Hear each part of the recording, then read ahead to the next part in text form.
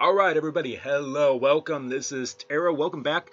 Uh, you would have seen my Death Knight review already, and now I'm gonna go in. Now that we have all the cards, I'm gonna go over the entire March of the Lich King set.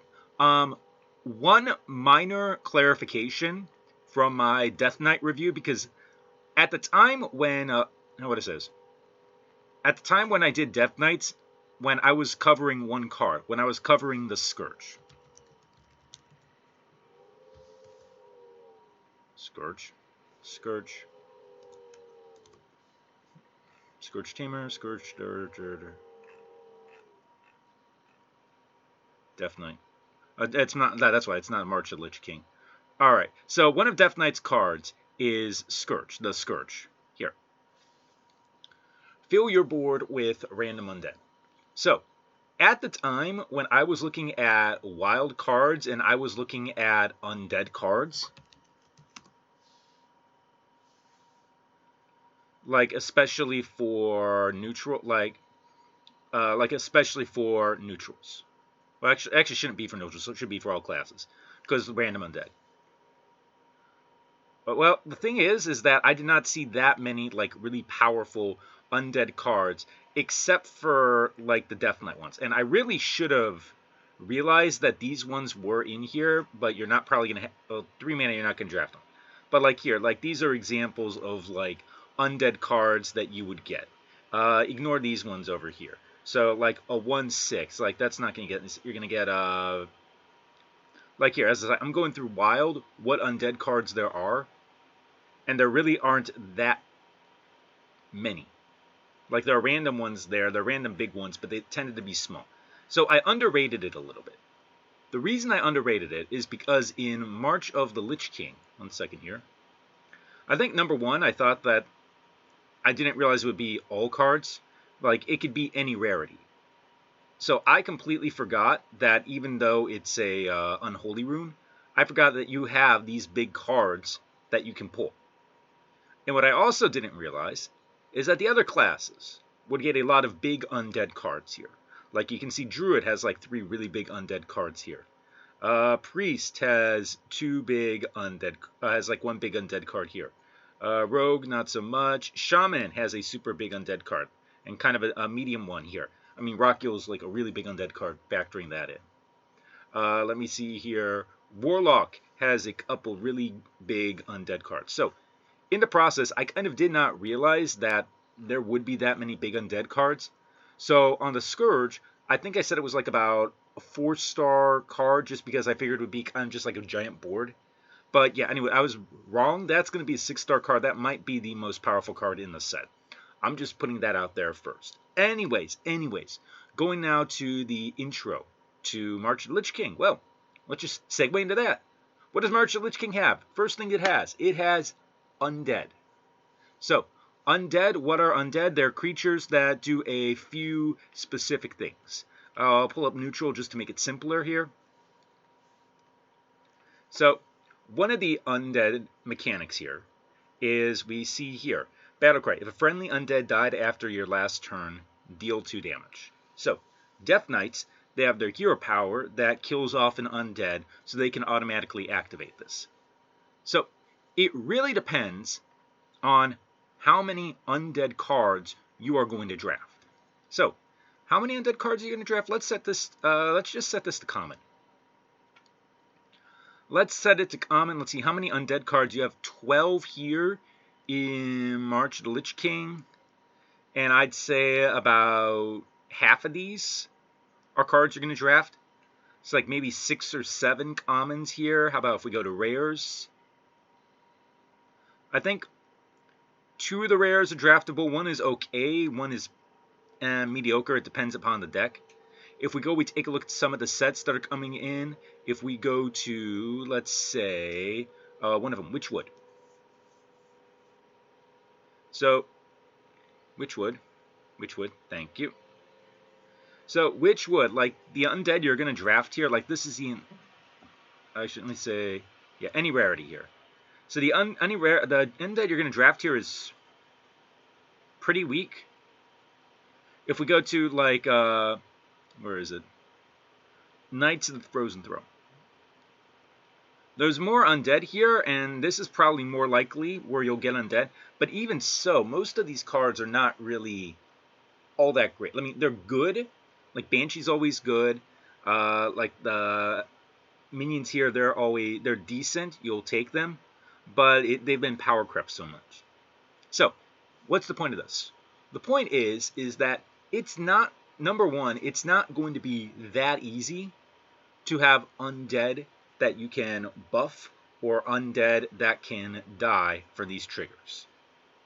So for the most part, I put little what's the word I'm looking for? I put little value into these effects.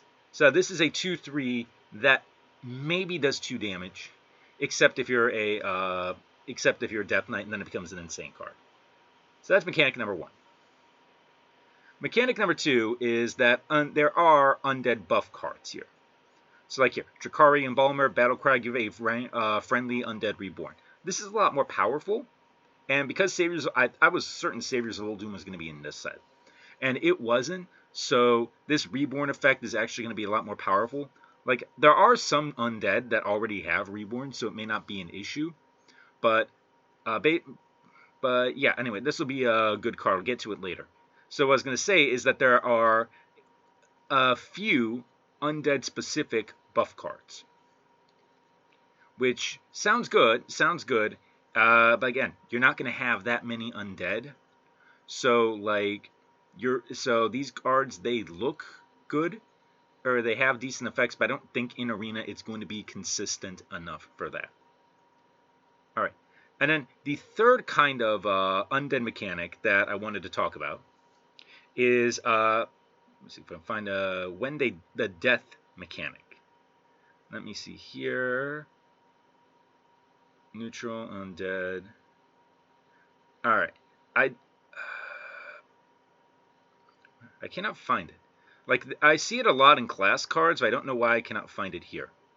But it's basically like when an undead dies, if I turn this off here and I just go to neutral comments, I should be able to find it. Okay, that's specifically to opponent's phase. There's the mechanic where when you die, you deal random damage. And as I said, I should be able to find it. I cannot find it. I thought that this was going to be more prevalent. I know it's in class cards. Okay, here's an example. Death Rattle, deal 4 damage to a random enemy. So this mechanic does come up quite a bit during the set, even though I've been having a decent amount of trouble finding it. So you have a card here. It's a 6 mana. It's a 4/6 taunt, which is 5-ish mana worth of value.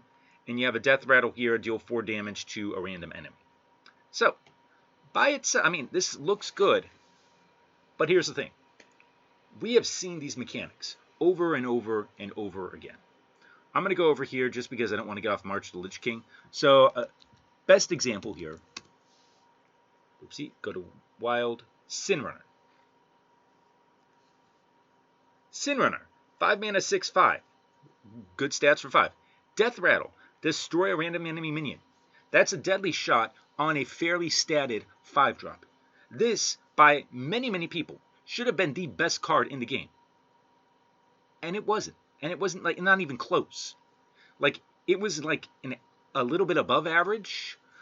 I'm not even sure you could say this was a good card. And the reason is random. So we go over here, a random enemy. You're going to deal 4 damage to a random enemy. As arena players, we know ways to play around this. We know ways where the Sin Runner effect, we can mitigate it and make it as weak as possible, or sometimes, just because random enemy, that includes face. So you can have the 4 damage go face. So the only 2 cards, I think, that have been like positives with this effect were the Boombots off of Dr. Boom and Deathborn. And I want to say Deathborn's effect was more because it was a removal and development, and less because of the deal random damage. So these mechanics, the 3 undead mechanics they've introduced in the set, I'm not going to say they're that great. So are you going to pick undead? You'll pick it. I say for some classes, go out of your way. For other classes, I don't think, like, even if you try to go out of your way, that you'll get enough undead to justify effects like this. So, like, I have these cards valued a little bit higher because I was expecting there to be more undead in this set. And actually, I don't think there are that many. So, these cards might be overrated for me. I would not be surprised if this was just like a average card. And that's what it ends up being. So that's mechanic number 1. Mechanic number 2, Death Knights, I've already covered in the other video. You can go watch that. That's like an hour's worth of content. Mechanic number 3 is the Mana Thirst mechanic. So, what is Mana Thirst? So, you get a card and you get basically a fairly statted effect. So here, 2 mana, 2/2, Battlecry freeze an enemy minion. I mean, that's a fairly statted effect. I mean, that's fine. Mana Thirst, 6, which means when you have 6 mana, you get a bonus effect. Silence it first.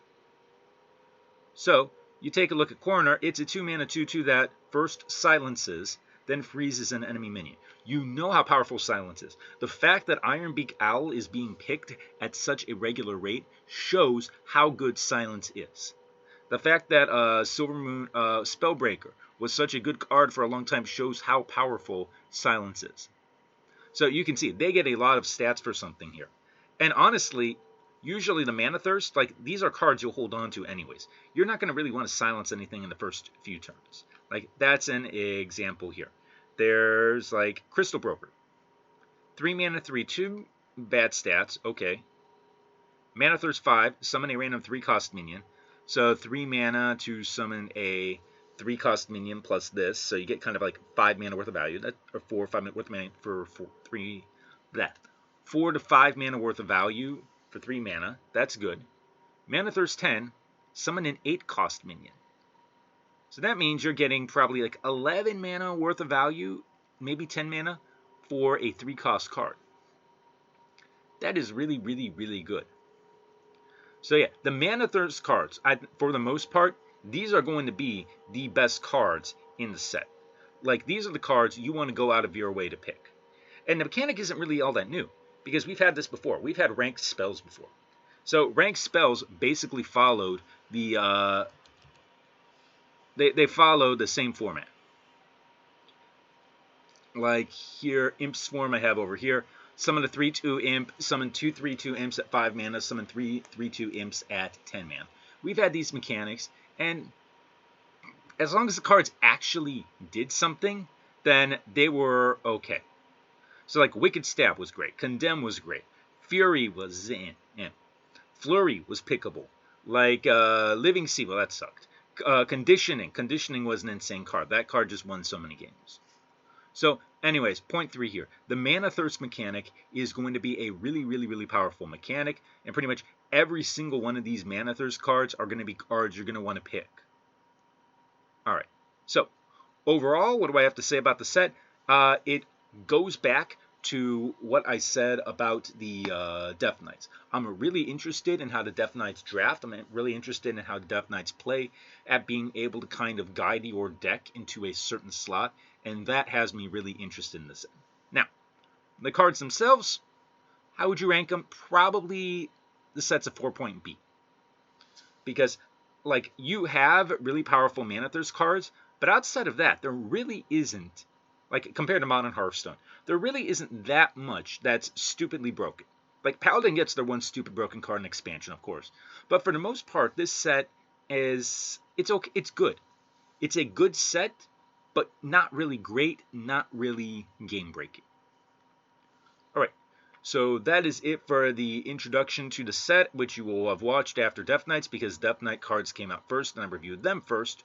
So, coming up after this is going to be going into my neutral card review, so I will see you guys then.